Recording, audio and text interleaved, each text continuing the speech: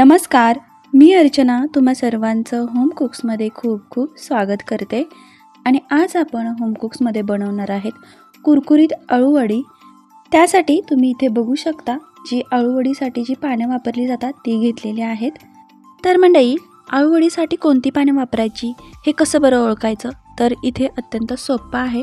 ते म्हणजे अळूवडीची जी पानं आहेत त्यांचा जो देठ असतो तो काळसर असतो आणि काही ठिकाणी पांढऱ्या देठाची सुद्धा पानं असतात, परंतु त्याचा आपण गरगट करतो आणि ती थोडीशी खाजरी असतात.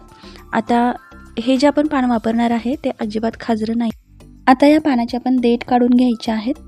तर तुम्ही इथे बघू शकता की मी कशा प्रकारे देठ काढून घेते आहे. देठ काढत असताना थोडंसं धारदार सुरीचा वापर करायचा आहे, कारण आपल्याला अशा प्रकारे कापून काढायचं आहे. आणि आजूबाजूला पानाला ज्या शिरा असतात त्यासुद्धा आपण काढून घ्यायच्या आहेत. आता ही पानं साफ करत असताना आणि याच्या शिरा काढत असताना अगदी अलगद हाताने काढायचे आहेत, नाहीतर पान एकदम नाजूक असतं, ते फाटलं जातं. आणि इथे तुम्ही बघू शकता की मी व्यवस्थित अशा पूर्ण शिरा काढून घेतलेल्या आहेत.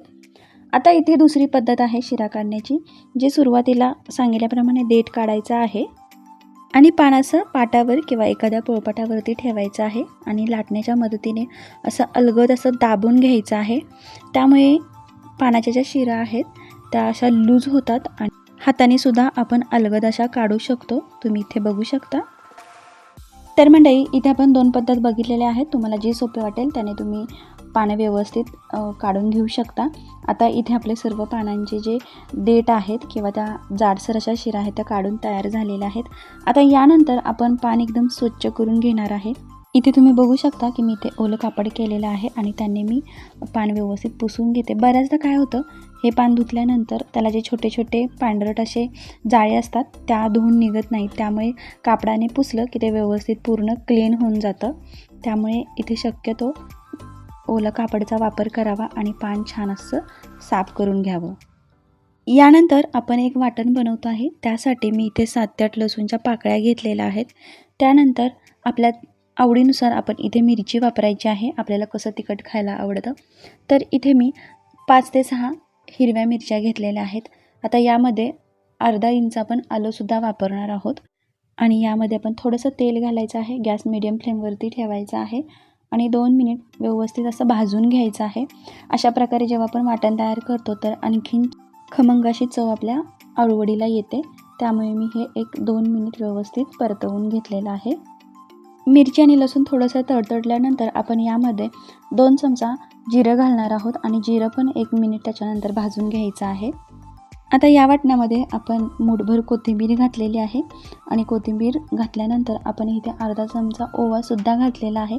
आता हा ओवा आपण भाजून जरी घेतला तरीसुद्धा चालतो, पण मी असाच घातलेला आहे. आता हे तुम्ही बघू शकता, इथे आपण वाटण तयार केलेलं आहे. यानंतर आपण वडीसाठी लागणारं पीठ तयार करून घेऊया. त्यासाठी सुरुवातीला मी 2 वाटी चण्याचं पीठ घेतलेलं आहे. आता त्याच वाटीने अर्धी वाटी आपण तांदळाची पिठीसुद्धा घालणार आहोत. याने छान अशा आपल्या वड्या आहेत त्या खुसखुशीत आणि कुरकुरीत होणार आहेत. आणि इथे तुम्ही बघू शकता मंडळी की मी इथे थोडंसं गरम तेलाचं मोहनसुद्धा घालणार आहे. तर इथे मी 1 चमचा तेल मी छान असं कडकडीत गरम करून घेतलेलं आहे. त्यामुळे आपण जेव्हा वडी तळतो ते एकदम छान क्रिस्पी होते. आता हे व्यवस्थित मिक्स करून घ्यायचं आहे. सर्व मोहन छान असा पिठाला लागेल याची काळजी घ्यायची आहे. आणि यानंतर यामध्ये आपण चवीपुरतं मीठ आणि 1 चमचा हळद आणि अर्धा चमचा हिंग आपण घालून घेतलेला आहे.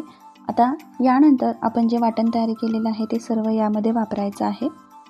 आणि यानंतर इथे मी चिंच गुळाचा कोळ तयार करून ठेवलेला आहे, तो घालणार आहे. तर मी इथे 1-2 चमचा मी चिंच घेतली होती आणि त्यामध्ये लिंबाचा खडा एवढं मी गूळ घातलेला होता आणि कोमट पाण्यामध्ये मी हे भिजत ठेवलं होतं.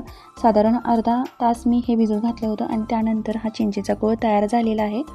आता हे सर्व हाताने व्यवस्थित मिक्स करून घ्यायचं आहे आणि थोडं थोडं साधं पाणी घालून आपण हे बॅटर तयार करून घेणार आहोत.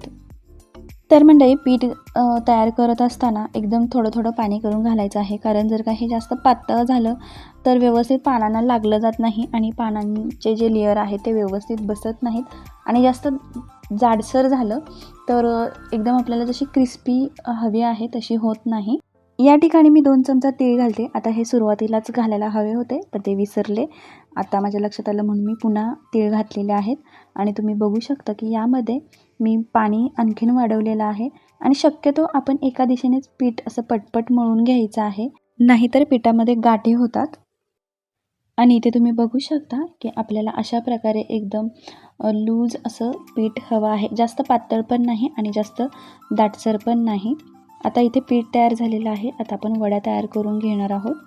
तर इथे वडी तयार करत असताना आपण एक 4 ते 5 लेयरची वडी तयार करणार आहे. त्यासाठी सर्वात मोठं जे पान आहे ते असं खाली ठेवून घ्यायचं आहे.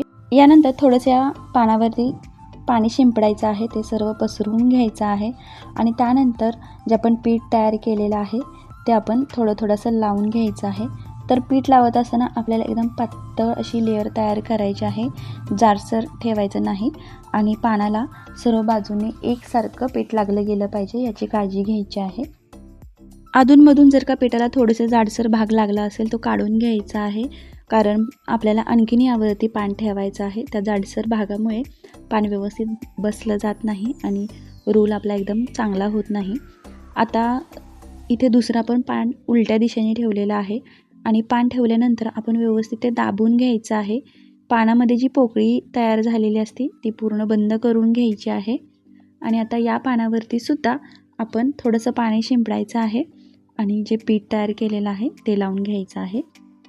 आता यानंतर तुम्ही इथे बघू शकता की मी तिसरं पान घेतलेलं आहे आणि ते अर्ध मी दुसऱ्या बाजूला असं बाहेर रिकामं ठेवलेलं आहे आणि अर्ध मी त्या अळूच्या पानांवरती ठेवलेलं आहे. आता यालासुद्धा सेम आपण याच प्रकारे पीठ लावून घेणार आहोत. आता या तिसऱ्या पानानंतर आपण चौथंसुद्धा पान लावणार आहोत, पण ते लावताना तुम्ही बघू शकता की मी ते पुन्हा एक उलट्या बाजूने लावलेलं आहे. पण लावत असताना त्याची अर्धी बाजू एका पानावरती ठेवलेली आहे आणि दुसरी बाजू अशीच रिकामी ठेवले. फक्त लावत असताना मी ते उलट्या दिशेने लावलेलं आहे. त्याच्यावरती सुद्धा थोडंसं पाणी शिंपडलेलं आहे. सेम आपण तसंच पीठ लावून घेणार आहोत. तर म्हणजे अशा प्रकारे जेव्हा आपण पानं लावून घेतो तेव्हा आपली जी वडी आहे ती एकदम अशी घट्ट अशी बसते आणि त्याचे लेयर पण एकदम छान येतात आणि आपण जेव्हा वडी तळतो तेव्हा त्याचे लेयर सुटत नाहीत.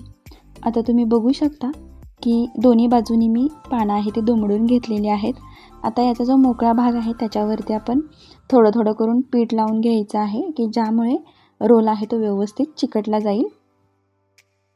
आता यानंतर याची वरची आणि जी खालची बाजू आहे ती व्यवस्थित आपण दुमडवून घ्यायची आहे आणि ही सर्व प्रोसेस करत असताना थोडंसं आपल्याला हलकं दाबून घ्यायचं आहे, त्यामुळे एकदम छान घट्ट असा रोल बसतो.